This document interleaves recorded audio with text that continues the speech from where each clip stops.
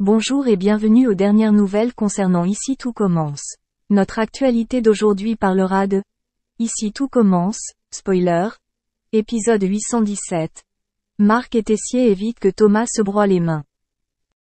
Jasmine, Lionel et Kelly se confient à Laetitia sur la dette de Thomas. Kelly pense que Thomas veut se suicider. Parce qu'il risque de perdre toute sa boulangerie. Kelly était déterminée, elle voulait y aller. L'avocat a dit à Jim que l'affaire devrait être classée d'ici quelques semaines. L'armée était sensible aux raisons de sa désertion. Marc vient récupérer Jim en garde à vue. Marc a pris une demi-journée pour être avec son fils. Tessier dit à Salomé qu'elle est responsable de la brigade de Noël. Jude est sur le point de devenir chef au double A. Il ne veut pas accepter Anaïs car elle n'est pas en forme. Salomé dut former sa brigade. Ethan est un peu déprimé après avoir rompu avec Maya au bout de 3 mois.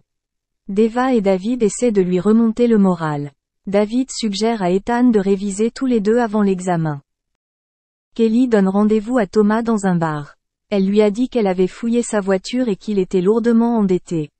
Thomas a dit qu'il n'avait rien dit parce qu'il ne voulait pas décevoir Kelly. Thomas a avoué que c'est lui qui avait enlevé l'alarme. Il voulait se blesser aux mains car elles étaient assurées et ça résoudrait son problème d'argent. Thomas a demandé à Kelly de ne parler à personne de ce qui s'était passé à l'usine. Thomas a jusqu'au 18 décembre pour se faire rembourser. Il souhaitait se blesser pendant les cours à l'institut pour ne pas être signalé par les assurances. Il a demandé à Kelly de n'en parler à personne. David et Ethan ont fait une erreur avec le piment. Ils ont utilisé du piment oiseau à la place du piment des Espelettes. Ils aiment cette sensation même quand c'est dur. Le duo a décidé de goûter le piment plus fort que jamais. Jasmine tente de renouer avec Thibaut dans le vestiaire. Mais Jim débarque. Thibaut lui a dit qu'il savait qu'il avait des relations sexuelles avec sa copine. Jim confirme qu'il ne s'est rien passé entre eux. Kelly n'a parlé que pour se venger. Thibaut. Carla vivait ensemble, elle a informé ses parents par téléphone qu'elle avait perdu son enfant. Carla va passer les vacances chez ses parents, elle n'a vraiment pas envie de passer Noël avec sa famille. Rose ne dit rien mais elle était triste. Rose confie à Anaïs qu'elle pense que Carla restera à l'hôpital pour y passer Noël. Et que ses parents seront là. Rose dit qu'elle n'est rien pour elle et ses parents. Elle ne peut rien espérer. Anaïs pense que chacun peut trouver sa place dans l'équation. Rose répond qu'elle ne pense pas que ce soit ce que souhaite Carla. Suleiman et Bérénice sont avec Carla. Elle pleure. Elle n'arrive pas à croire que le bébé n'est plus là. Bérénice dit à Carla qu'elle a le droit d'être triste. Jim et Jasmine vont voir Kelly pour lui demander si elle a parlé à Thomas. Elle lui dit qu'elle ne lui a pas encore parlé. Bérénice va voir Anaïs pour que Carla puisse travailler à Noël. Anaïs en parle à Salomé. Elle va lui demander de rejoindre la brigade de Noël pour l'occuper et trouver une excuse pour ne pas retourner chez ses parents. Thomas Lacroix enseigne aux élèves. Kelly est en retard. Elle lui demande de lui parler. Il lui dit que ce n'est pas le bon moment. Soit elle sort, soit elle retourne chez elle. Kelly était morte de peur. Mais Marc et Tesser se sont précipités dans la classe en panique. Ils ont dit qu'il était au courant de l'explosion du four et qu'il voulait s'écraser les doigts. Kelly a dit à Thomas qu'elle ne pouvait pas le laisser faire ça.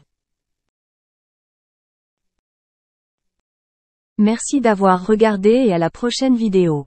N'oubliez pas de vous abonner à notre chaîne. En attendant, faites-nous part de vos commentaires dans la section commentaires ci-dessous. On trouve tous les deux partageant alors un fast-food après une soirée bien arrosée. Le joueur de foot s'est ensuite montré insistant pour la revoir. Il déclare dans la vidéo YouTube: je t'ai dit viens à Paris, on se fait un petit resto et tu m'as dit non ce week-end, je ne peux pas, je vais à Marseille. Après avoir débarqué à Marseille, le footballeur a réussi à obtenir un rendez-vous avec sa future très jolie petite amie, et à en croire les tourtereaux, ce date s'est plutôt bien passé. Mais la relation n'est pas allée plus loin. Lena a montré quelques réticences, la cause, le tournage qui allait arriver de la Villa des Cœurs Brisés. Comme elle l'explique, je lui ai fait comprendre que de toute façon j'ai un tournage à la fin du mois et que je n'ai pas très envie d'engager une séduction. Lena explique que dans les tournages, il faut être célibataire. De plus, elle n'était pas totalement fermée à l'idée de rencontrer l'amour, malgré leur attirance mutuelle. Mais le manque s'est vite fait ressentir entre eux. L'ex d'Adrien a expliqué.